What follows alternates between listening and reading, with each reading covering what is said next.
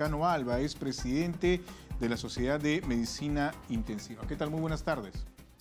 Buenas tardes, Jorge. Gracias por la invitación. Gracias a usted por atendernos. Bueno, si bien es cierto, las características, las condiciones de este nuevo episodio de contagio de COVID-19 es totalmente distinto a lo que sufrimos los peruanos y peruanas en la primera y sobre todo en la segunda ola.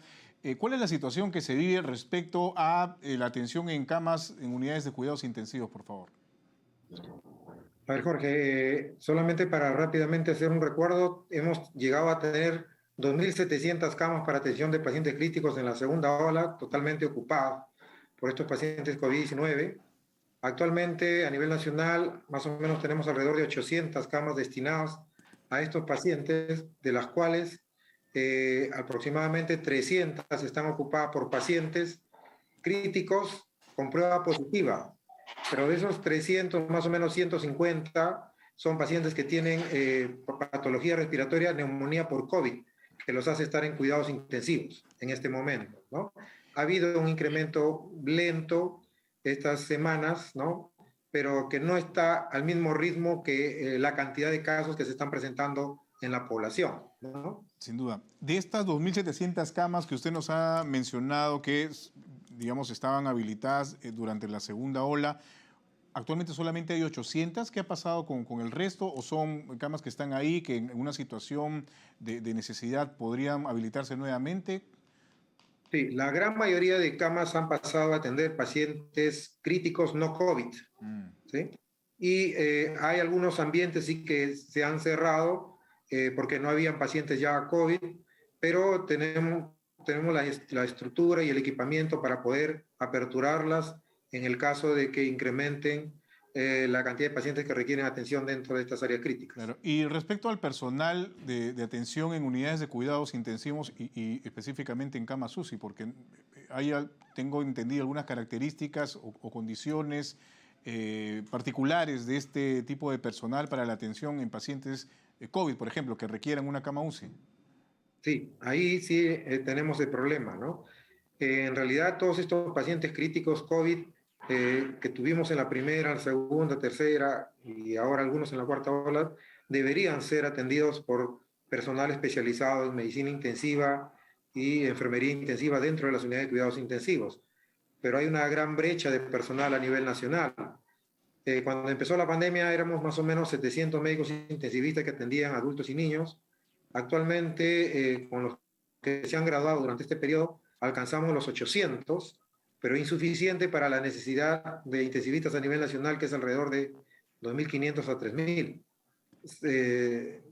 Valga la oportunidad para poder llamar a las autoridades del Estado a que estos nuevos intensivistas que se han sumado estos 2 años como especialistas puedan ser contratados en las instituciones del Estado en donde faltan estos especialistas para atender este tipo de pacientes. Se había instalado a propósito de esta situación de emergencia que vivió nuestro país, por lo menos en las primeras 2 olas de COVID-19, se había abierto la posibilidad de contratación de personal, tengo entendido que temporal, por lo menos para poder cubrir estos espacios que habían en unidades de cuidados intensivos. ¿Cuál es la condición actual de estos trabajadores de salud, personal de salud médico o de enfermería? ¿Han permanecido en el tiempo hasta la actualidad o ya su condición laboral, digámoslo así, ha cambiado? Sí, no en el 100% de los casos ha habido cese de contratación de personal, tanto en salud y en menor proporción en el Ministerio de Salud, requiriéndose este personal no por la brecha que existe a nivel nacional, no solamente hablando ya de la atención del paciente COVID, sino de los pacientes no COVID también.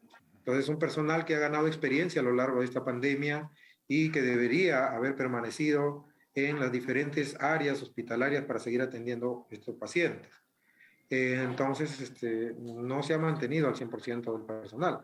Por otro lado, también ha habido cese o se ha interrumpido la contratación de personal o el personal ha tenido que renunciar porque hasta ahora último no se aprobó y no se ejecutó de manera efectiva la posibilidad de que el personal pueda trabajar en 2 instituciones del Estado, la doble percepción.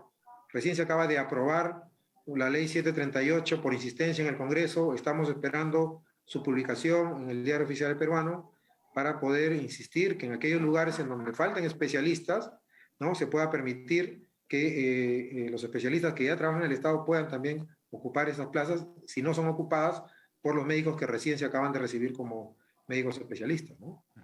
Es importante tomar en cuenta este tipo de llamados o solicitudes para de alguna forma paliar la falta que usted señala, sobre todo en personal de unidad de cuidados intensivos.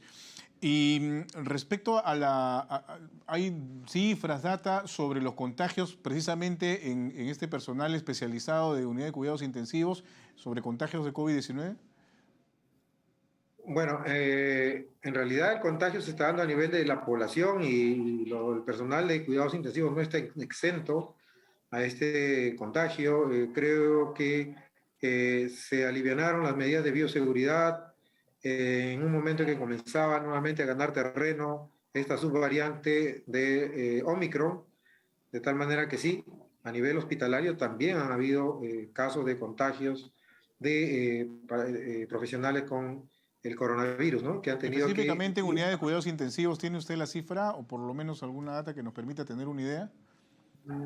Ahorita más o menos estamos hablando de alrededor de un 20%, ¿no?, de personal. Es una data aproximada, ¿no? No tenemos el dato exacto todavía, pero sí ha habido personal que se ha contagiado y está con descanso por 5 días, ¿no?, en domicilio. De lo que ustedes han podido, digamos, recoger en información sobre el estado de estos pacientes que han llegado finalmente a unidades de cuidados intensivos, ¿cuáles son las características o los cuadros que presentan? ¿Qué tipo de comorbilidades de repente son las más comunes en personas que finalmente llegan a un estadio de esta naturaleza? Ya. Más o menos le había mencionado una cifra de 300 pacientes a nivel nacional, una cifra redonda, con pruebas positivas que están dentro de cuidados intensivos, ¿sí? Por la prueba positiva para coronavirus. Pero de estos, el 50% sí tienen el cuadro clínico de neumonía por COVID, ¿no? En cambio, los otros pacientes están en UCI, pero están por otras razones en UCI con prueba positiva. De estos pacientes que sí tienen neumonía por COVID, son pacientes de edad avanzada, por encima de los 70, 80, 90 años, y que no han completado su vacunación, ¿no? Se han quedado en la primera, segunda dosis, ¿no? O si han recibido la tercera, ya han pasado más de 6 meses después de esta administración de esta dosis de refuerzo, ¿no? Y también tenemos algunos pacientes inmunosuprimidos, es decir, con alguna enfermedad que le genera compromiso de la capacidad de defensa. Esencialmente esa es la característica de los pacientes que estamos Y viendo ahora. digamos, la mayoría de los casos son adultos mayores. ¿Cuál es el rango etario más común, digamos, en esta situación que se presenta en las unidades de cuidados intensivos? Sí, por encima de los 60 y específicamente por encima de los 80 años. ¿Sí? 60, 80 años, en la mayoría de los Así, casos. Muy así. bien. Bueno, muchísimas gracias por haber estado con nosotros. O sea, definitivamente las recomendaciones no están de más, ¿no? O sea, seguir cuidándose, respetando los protocolos y sobre todo completar el esquema de vacunación. ¿Usted puede, por favor, formular este llamado o de repente algún aspecto adicional? Sí, justamente quiero que entiendan todas las personas que si bien es cierto tenemos ahora una cuarta ola esencialmente de casos en donde se están contagiando personas jóvenes también, y que hacen cuadros leves o asintomáticos, recuerden que se vuelven portadores del virus y pueden llevar a casa este virus y contagiar a personas que sí son frágiles y que pueden hacer cuadros graves. Por lo tanto, hay que recurrir a completar las dosis de vacunación que requiere cada grupo poblacional, ¿no?, para disminuir la posibilidad de hacer cuadros leves o moderados o contagiarse, e inclusive disminuir la posibilidad de contagiar también a otras personas.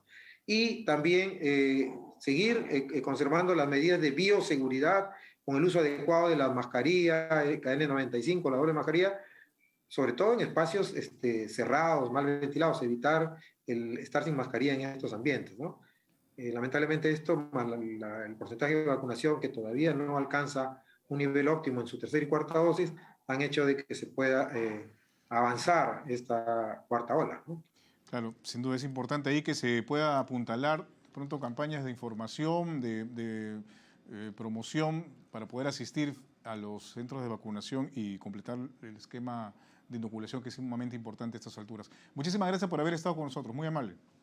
Gracias, Jorge. Que tenga buenas tardes. Hemos conversado con Carlos Lezcano Alba, presidente de la Sociedad de Medicina Intensiva del país. Son las 3 de la tarde con 35 minutos. Tenemos más noticias. Les contamos que en Tacna, el sector salud informó sobre un incremento de casos positivos de COVID-19. Por ello, se evalúa la posibilidad de declarar alerta sanitaria en la ciudad. Mientras que en Arequipa, las autoridades tomaron medidas ante el